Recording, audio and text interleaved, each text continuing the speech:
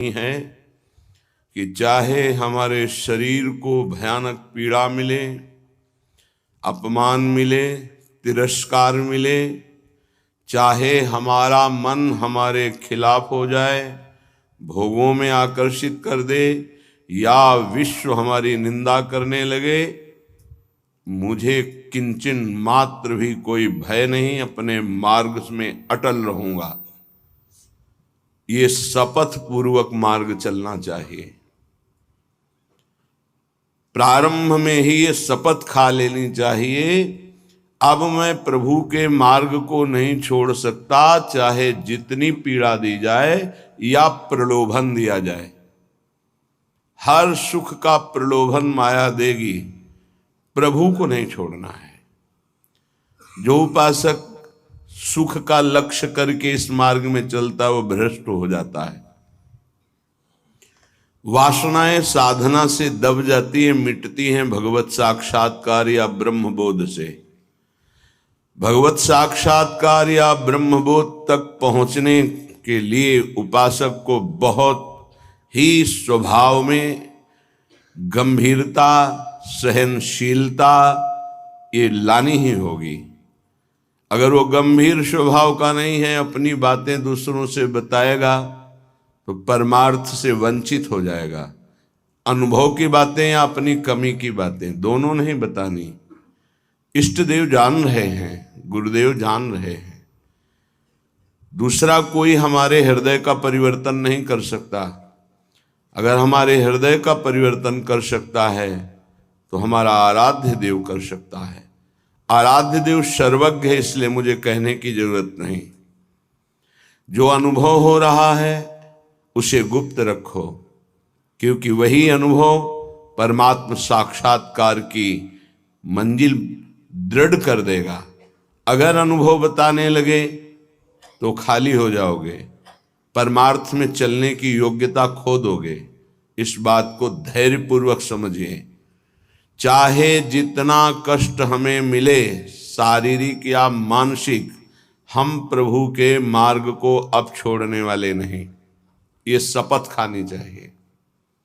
हम प्रभु के मार्ग में जैसे हैं वैसे ही चलेंगे। जितना सुधार प्रभु कराते जा रहे हैं उतना होता जा रहा है। हम प्रभु के मार्ग को नहीं छोड़ेंगे, चाहे जैसी परिस्थिति आ जाए। हम गिर सकते हैं, फिसल सकते हैं, लड़खड़ा सकते हैं, पर ना तो रुक सकते हैं और ना लौट सकते हैं। ये शपथ खानी चाहिए। अगर ये निष्ठा नहीं है तो फिर बहुत बड़ा भयावह दृश्य उपस्थित करेगी माया, भीतर और बाहर से। समय आएगा आप लड़खड़ा जाएंगे।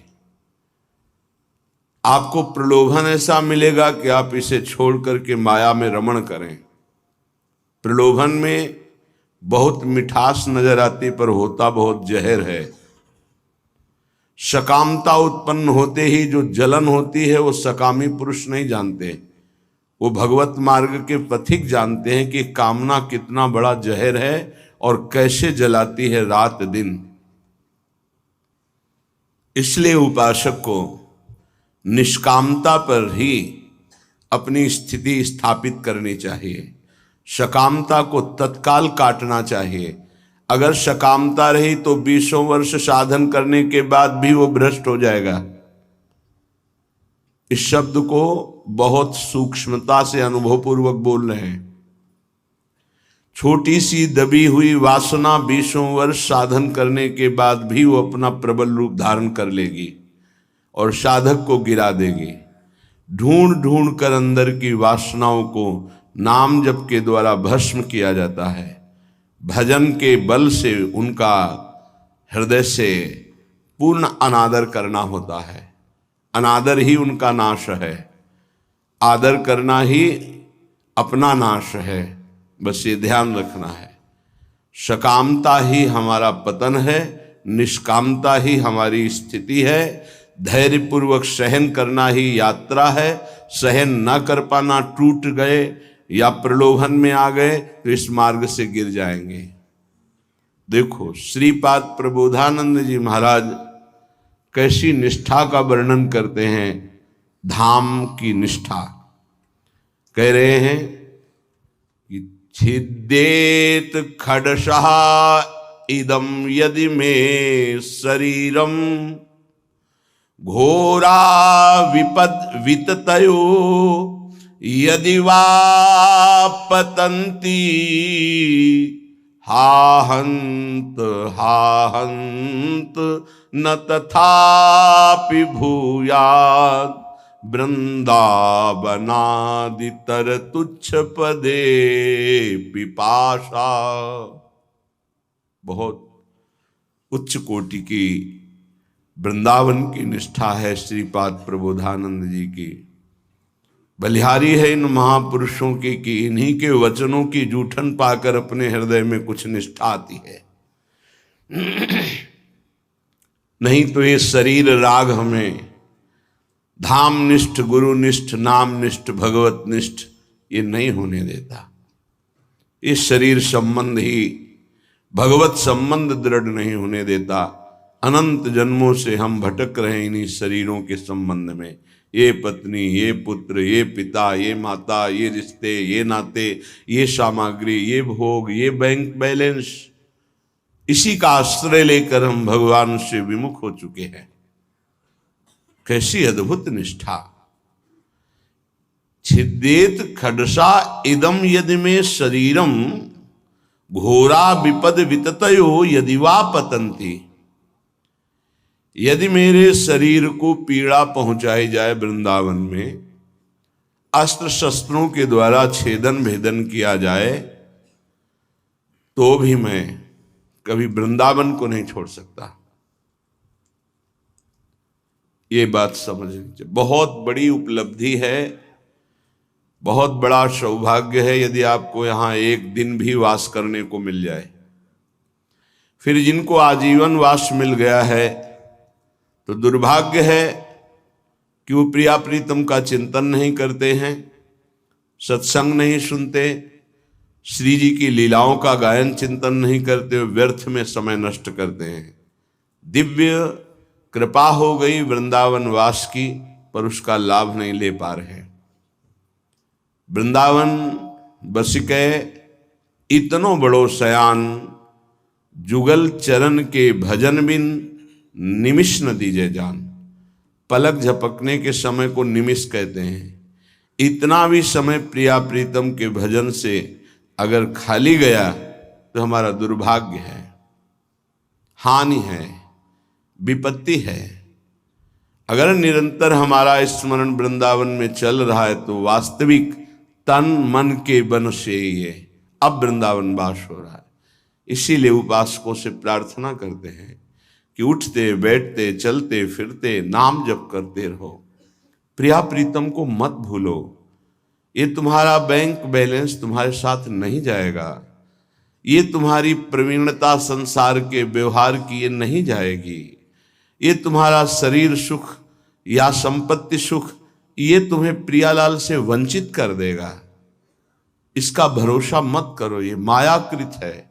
भरोसा करो प्रभु का, भले सब कुछ बना रहे, उसका भरोसा मत करो। ये सब टिकाऊ नहीं है, परिवर्तनशील है। ये शरीर नाशवान है, इसको इतना प्यार मत करो कि प्रभु के प्यार का मार्ग ही छूट जाए। कैसा मंद बुद्धि हो जाती है उपासक की, कैसा विचार हो जाता है कि वो शरीर पोषण के लिए, इंद्रिय भोगों के लिए प्रभु को छोड़ देता है, धाम को छोड़ देता है। ऐसा है, वो धाम को छोड़ देता है, प्रभु को छोड़। एक विषय, एक इंद्रिय मन के साथ मिलकर ऐसी ठगाई की कि प्रभु से विमुख कर दिया, धाम से विमुख कर दिया, गुरु से विमुख कर दिया। तभी कहा शपथ पूर्वक इस मार्ग में चलना चाहिए। हम तो आए नहीं, हमें लाया गया है। यदि लाया गया है तो अब समझ में आया कि मेरे ऊपर कृपा हुई तो मैं शपथ खाता हूं कि अपने प्राण त्याग सकता हूं, लेकिन अपना मार्ग नहीं, पक्का। पर आजकल शपथ भी ऐसे ही खा ली जाती है, उसकी सत्यता, उसका निर्वाह करना बहुत कठिन हो जाता है। प्रतिज्ञा, शपथ ये सब में खवाई जाती है। अगर किसी भी डिपार्टमेंट में है तो उसको शपथ खवाई जाती है। आप ये गुप्त बात कभी किसी को नहीं बताएंगे, आप ऐसे चलेंगे, आप राष्ट्र की रक्षा करेंगे, आप शपथ खाइए कि धर्म पूर्वक सत्य पूर्वक अपने राष्ट्र के लिए प्राण समर्पित करेंगे। आप तो परमार्थ के प्रतीक हैं। अनंत ब्रह्मांडों के स्वामी के चरणारविंद के समीप परम पद प्राप्त करना है तो आपको तो शपथ खानी ही होगी। क्यों? यदि शपथ पूर्वक नहीं चलोगे तो आपको माया भ्रष्ट कर देगी। शपथ पूर्वक चलने पर है कि गिरूंगा, लड़खड़ा जाऊंगा, लेकिन पैर से नहीं चल पाऊंगा तो घसील के चलूंगा, लेकिन चलूंगा प्रभु की तरफ ही। अर्थात बिल्कुल योग्यता न रह जाने पर भी हम प्रभु के ही मार्ग में रहेंगे। हमको प्रभु से अब कोई अलग नहीं कर सकता। ये निश्चय करो, इसमें बहुत बड़ी सामर्थ्य है। यदि हम परमार्थ को स्वीकार किया है, चाहे गृहस्थ में हो चाहे विरक्त में हो, अब चाहे हमारे शरीर को काट दिया जाए तो भी अंतिम समय हम राधा ही बोलेंगे। हमारे जीवन का उद्देश्य प्रभु ही है। श्रीधाम वृंदावन के वास की निष्ठा का परिचय दे रहे हैं ध्रुवदास जी। खंड खंड होए जाए तन, अंग अंग सत टूक, वृंदावन नहीं छाड़ियो, छाड़ी वो है बड़ी चूक। बड़ी चूक। ये जो बाहर से भक्तजन आते हैं, इनके ऊपर श्री जी की कृपा है, पर आपका दुर्भाग्य हो जाएगा यदि इनसे आप घनिष्ठ अपनापन कर लिए। घनिष्ठ संबंध श्री जी से और श्री जी के संबंध से इनसे संबंध। डायरेक्ट हमारा कोई संबंध नहीं होना चाहिए, श्री जी के नाते से है, श्री जी के संबंध से है। एक बहुत अच्छे ब्रजरज सेवी महात्मा इसी संबंध में चूक हो गई। कुछ लोग बाहर से आए, ऐसा कभी किसी को नहीं करना चाहिए। बाहर से आने वालों को, उनके 500 शुगर थी, बहुत अच्छे ब्रजरज सेवी और सरल स्वभाव संतों का हो जाता है। क्योंकि हमारी स्वामिनी का स्वभाव है अत्यंत दयालु, करुणामय, सहज, सरल। किन्हीं किन्हीं संतों का बाहरी स्वभाव नारियल की तरह होता है। नारियल ऊपर से कठोर होता है, वो अंदर से देखो तो बहुत मिठास वाली गिरी होगी, उसमें मीठा जल होगा, पर बाहर से कठोर रहता है, नीरस रहता है। ये स्वभाव होना ही चाहिए। निर्विकार परम पद की प्राप्ति के लिए हर साधक का स्वभाव इस नारियल की तरह होना चाहिए। बाहर से नीरस, जटिल, कठोर, अंदर से सुकोमल। अगर बाहर से सुकोमल हो गए तो मारे जाओगे, इस मार्ग में मारे जाओगे। बाहर से रुद्र दृष्टि, हृदय ममता शून्य, हृदय ममता, निर्ममो निरहंकारा सम दुखा सुखा क्षमी, श्री भगवान का आदेश है। निर्ममो निरहंकारा। यदि परम पद की तरफ कदम बढ़ा रहे हो तो सोच लो तुम्हारा मार्ग क्या है। निर्ममो निरहंकारा, किसी से कोई ममता नहीं। वो आए और प्रार्थना की कि आपकी 500 शुगर है, ये किडनी फेल कर सकती है, ये दिल फेल कर सकती है, लीवर फेल। अच्छा, हमारे यहाँ बहुत डॉक्टर बढ़िया हैं, ले चलते हैं, 10-15 दिन सेवा करेंगे, आप स्वस्थ हो जाएंगे, फिर आ जाइए, दवा बन जाएगी, चलती रहेगी। उन्होंने स्वीकृति दे दी। वो नहीं वापस आए, वही शरीर पूरा हो गया। आप लोग बाहर से आते हैं वृंदावन लाभ लेने के लिए। अगर आपको श्रद्धा है और कोई संत बीमार है तो यहीं उसकी व्यवस्था कीजिए। उसको बंबई, कलकत्ता, दिल्ली ले जाने की कोशिश मत कीजिए। उसने अपने जीवन को श्रीधाम की रज में दिया है।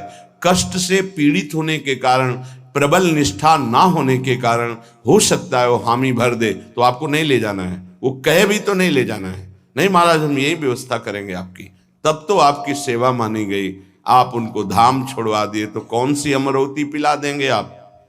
क्या मृत्यु पर विजय आप दिला सकते हैं क्या? श्रीधाम वृंदावन दिला देगा? हाँ, ये है कि रजोपसेवी प्रियालाल के चरणारविंद के कहीं भी शरीर छूड़े, वो तो प्रिया प्रीतम में स्थित है। पर वो लाभ जो हम लोग याचना करते हैं कि जय श्री भट्ट धूलि धूसर तन यह आशा और धार, कुछ विशेषता है, पक्का मानिया। इस रज में शरीर छोड़ने की कुछ विशेषता है, मान लोगे तो जान जाओगे। तभी कह रहे खंड खंड होए जाए तन, अंग अंग सत टूक, वृंदावन नहीं छाड़ियो छाड़िबो है बड़ी चूक। यहां कह रहे हैं छिद्देत खडसा इदम यदि में शरीरम, घोरा विपद विततयो यदि वा पतंती। यदि धार वाले अस्त्र से भी मेरा शरीर काटा जाए तो मैं वृंदावन का कभी त्याग नहीं कर सकता कि भाई वृंदावन में तो बहुत दुख मिल रहा है, अब तो चलते हैं यहां से। शपथ पूर्वक इसीलिए कहा है कि अगर शपथ पूर्वक नहीं रहोगे तो बड़ी विचित्र दशा है। हमारा धाम और धामी श्यामा श्याम बड़े कृपालु हैं, यदि आप जाना चाहते हो वो रोकेंगे नहीं, और नहीं जाना चाहते हो तो कभी जाना नहीं पड़ेगा, किसी भी कार्य के लिए नहीं जाना पड़ेगा। ये अपने अनुभव की बात कह रहा हूं, किसी भी कार्य के लिए नहीं जाना। और आपने निश्चय किया है कि बाहर जाकर ही हमारा काम चलेगा तो पक्का बिना बाहर जाए आपका काम ही नहीं चल सकता। और आपने निश्चय किया है कि श्रीधाम वृंदावन नहीं छोड़ूंगा चाहे मर जाऊं, तो हर व्यवस्था जो तुम बाहर से नहीं कर सकते घर बैठे हो जाएगी, क्योंकि स्वामी जी के चरणों में स्वयं अनंत लोकों की सिद्धियां लुटती रहती है। विश्वास, धैर्य, सहनशीलता ये चाहिए इस मार्ग में। अगर सहनशील नहीं हो, विश्वास नहीं है, तो फिर आप टूट जाओगे। कितना कष्ट सहूं। आपको विश्वास दिलाते हैं इस स्थान का विशेष प्रभाव है धाम का, कि यहां विशेष कष्ट प्रभावित नहीं कर पाता। कलह कलेश न व्यापह ईठा इठौर विश्व ते न्यारी। यहां कष्ट भी आएगा तो बहुत सीमित रूप रख कर आएगा, वही बाहर जब आपके ऊपर प्रभाव डालेगा तो बड़ा भारी दुख होगा। प्रारब्ध भी आएगा तो शासित होकर आएगा प्रियाजू से, वो स्वतंत्र रूप से आक्रमण नहीं कर पाएगा, बाहर स्वतंत्र रूप से आक्रमण कर देगा। यदि घोर घोर विपत्तियां आकर हमको घेर ले तो भी हम वृंदावन नहीं छोड़ेंगे। ये शपथ पूर्वक रहना चाहिए। घोर विपद विततयो यदि वा पतंती, घोर विपत्ति आ जाए तो भी मैं अपनी निष्ठा से नहीं गिरूंगा। काट डाला जाऊं तो भी, घोर विपत्तियां दुख आ जाए तो भी मैं श्रीधाम वृंदावन को नहीं छोड़ने वाला। हा हंत हंत न तथापि भूयाद वृंदावनादितर तुच्छ पदे पिपाशा। हाय हाय, श्रीपाद कह रहे हाय हाय, जो वृंदावन का वास मिला और उसे छोड़ करके किसी भी लाभ के लिए बाहर जाते हैं तो हाय हाय। हरिराम व्यास जी ने एक पद में लिखा है, इतनी बड़ी कृपा हो गई और इसके बाद भी तुम वृंदावन का आश्रय वास का प्रभाव न जानने के कारण अन्य आश्रय लेते हो, अन्य सहारा लेते हो और यहां छोड़ कर जाते हो, तो मानो अपने सर पर पादुका चला रहे हो। अच्छा, स्वयं पतित पत्रकाण्यमृतवत् क्षुधा भक्षयन् तृषाह मिहिर्नंदिनी शुचिपयोंजलि भी पिबन कदा मधुर राधिका रमण रास केली स्थली बिलोक्य रसमग्न धीर दिवसामि वृंदावनम। ये प्रायः तैयारी की जाती है, ध्यान रखना। जैसे किसी को आर्मी में जाना है तो दौड़ भाग ये सब पहलवानी करना है तो दंड बैठक खान पान और युद्ध की कलाएं, कुश्ती की कलाएं सीखता है। ऐसे ही हम भगवत मार्ग में चल रहे हैं तो हमें पुष्ट भी होना है और युक्तियां भी सीखनी कि शत्रु को कैसे पराजित करना है, क्योंकि हमारे शत्रु अंतर में बैठे हुए हैं। हमारा एक भी शत्रु बाहर नहीं होना चाहिए। किसी से राग द्वेष नहीं, अंदर की वृत्ति से हमारी दुश्मनी है जो भगवत विमुख करने वाली है, उसको पछाड़ना है। तो कह रहे स्वयं पतित पत्रकाण्यमृत वत क्षुधा भक्षयन। अगर वृंदावन में हमें भोजन नहीं मिला